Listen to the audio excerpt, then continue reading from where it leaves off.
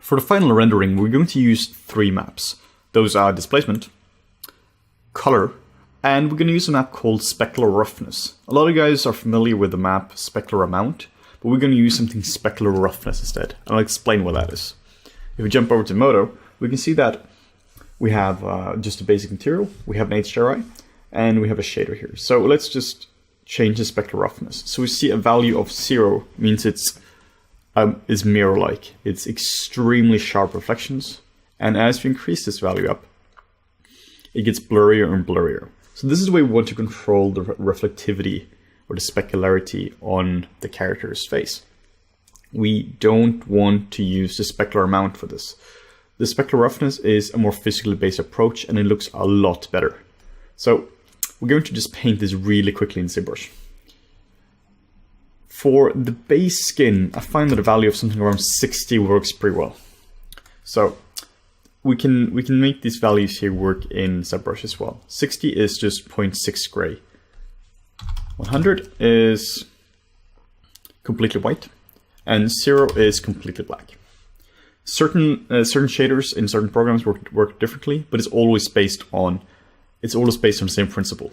Sometimes black is shiny, sometimes black is really a dull and diffuse value, but you always just invert that. So we're going to go into ZBrush. We're going to make a new layer. Call this spec R for specularRoughness. We're going to fill this in with a value of about 0.6. Let's go to color and just see if we can control this a bit better. All right, so that's approximately it. We don't need to be exact here. We just need in the ballpark. So we're just going to fill this in.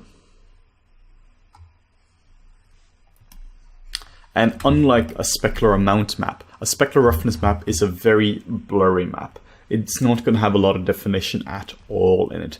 It's simply going to be a map showing overall where you're going to have some shinier areas and some duller areas, some more diffuse areas. So if you look at any kind of reference, and if you look at a mirror as well, again, use a mirror for everything, you can see that there are certain regions which are shinier on your face. So those would be the nose. Let's just make this a bit darker. We don't want to make it like pure black, because if this is pure black, it's going to be very reflective. You're going to have like a chrome bowl nose, which might sound awesome, but it's going to look weird. The lips as well. Generally, they're more reflective if the more moisture there is in the region. The eyes as well. The eyes have a lot of reflectivity, and the ears as well, I find. And also on the forehead.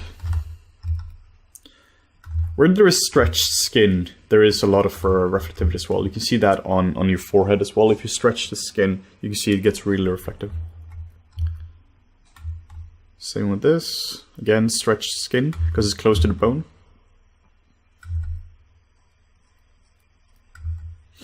And then we can paint white where we don't want to be as reflective. We just want to have some regions here. And we also definitely want the eye here to be more reflective. This is just a bit too dull at the moment. And then we have this guy here, called, again, like I said before, the caruncula. And you want the caruncula to be very reflective.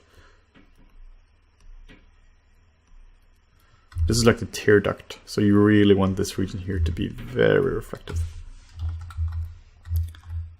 Let's just check the map. And honestly, this here is most likely fine. I'm just going to leave it like this. And we can always do adjustments to it later on. Let's just make this a tiny bit more accurate here. But this here is mostly going to be fine. The reason we don't want to use a specularAmount map is that's not the way specularity works. And also in order to get good specularity, you essentially want just to have a good bump and displacement map. If the bump and displacement is working, you're going to get these nice specular highlights. You shouldn't have to fake this with a spec map. So specularRoughness is really the way of the future here.